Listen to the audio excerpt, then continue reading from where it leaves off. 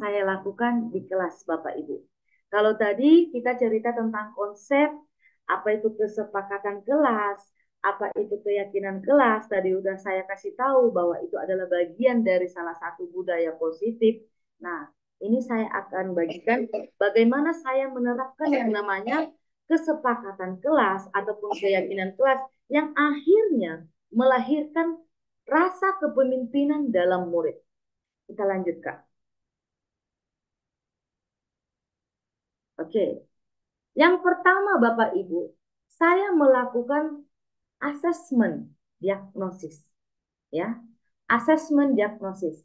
Saya buat pertanyaan-pertanyaan yang menurut saya informasinya itu perlu buat saya.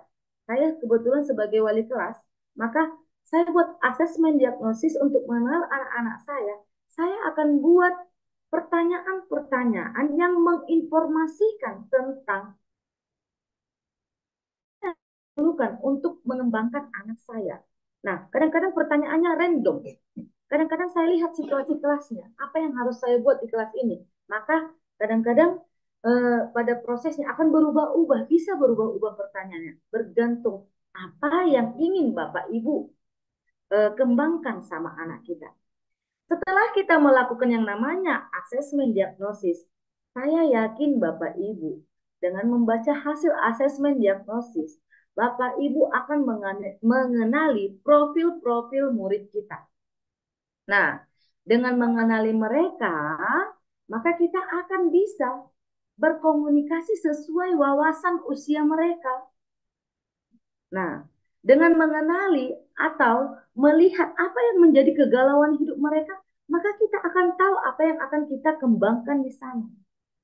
Nah, seperti itu Bapak Ibu. Makanya saya katakan selalu diawali dengan yang namanya asesmen diagnosis. Karena di sini saya sebagai wali kelas, maka saya buatkan asesmen diagnosis non kognitif.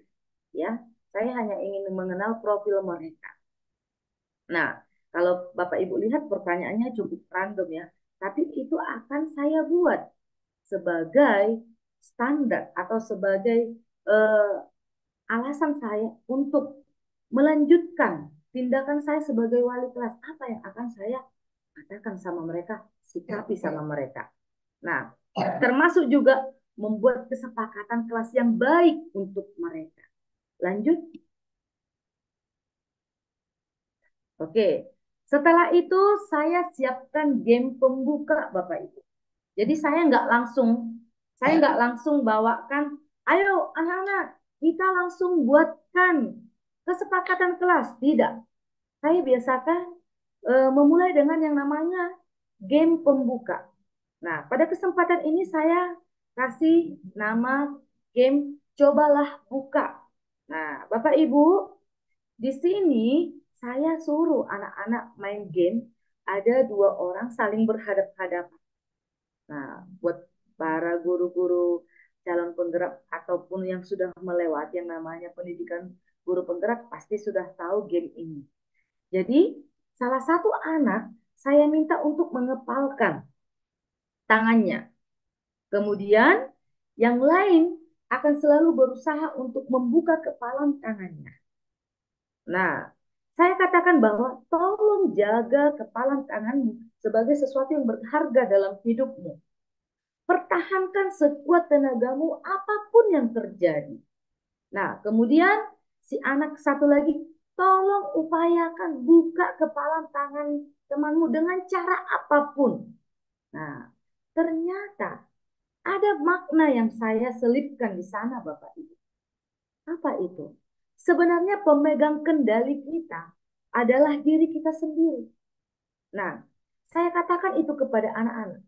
Selama kamu bertekad tidak membuka yang namanya kepalan tanganmu, maka kepalan tanganmu tidak akan bisa dibuka oleh temanmu.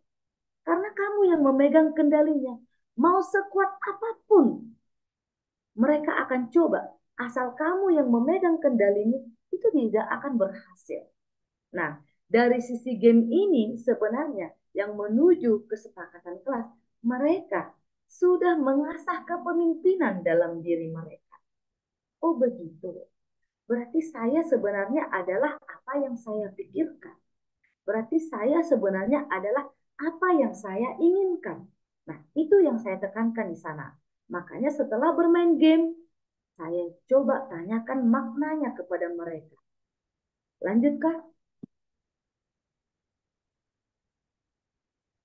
Nah, setelah selesai bermain game, saya siapkan pertanyaan pemantik untuk mengeluarkan suara hati daripada murid. Karena suara hati murid itu akan menjadi suara kelas. Suara kelas kita kumpulkan menjadi yang namanya kesepakatan kelas. Nah, saya katakan kepada mereka bahwa apapun standar kita dalam melakukan sikap kita, dalam menjalankan apapun pada proses pembelajaran kita di kelas ini, standarnya itu harus selalu berdasarkan kebajikan universal. Itu saya tekankan terus, Bapak Ibu.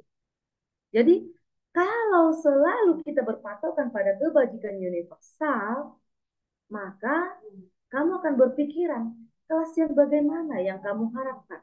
Tentu kelas yang selalu mendatangkan kebajikan kepada seluruh kelas.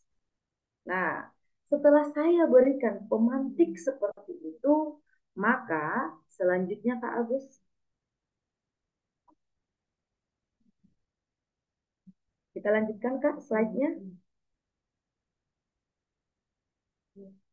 Maka saya berikan kertas berupa sticky note untuk mereka isi.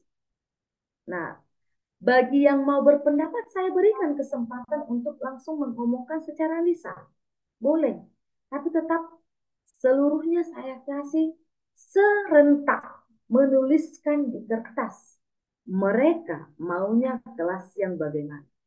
Mereka ingin kelas yang bagaimana untuk menunjang pembelajaran mereka. Untuk mencapai tujuan bersama. Dan dalam kondisi yang nyaman. Artinya semua dalam kondisi sejahtera. Atau sama-sama menang. Atau sesuai standar kebajikan universal. Setelah itu, semua sudah memberikan suaranya. Baru selanjutnya Kak?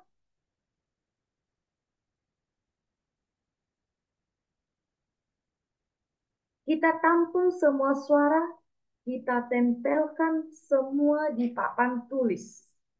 Nah, jadi saya minta mereka menempelkan semuanya di papan tulis.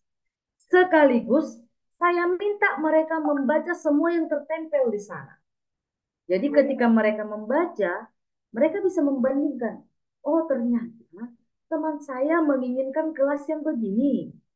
Oh ternyata saya menginginkan seperti ini dan saya tidak sendirian. Teman-teman saya juga ingin kelas yang seperti ini.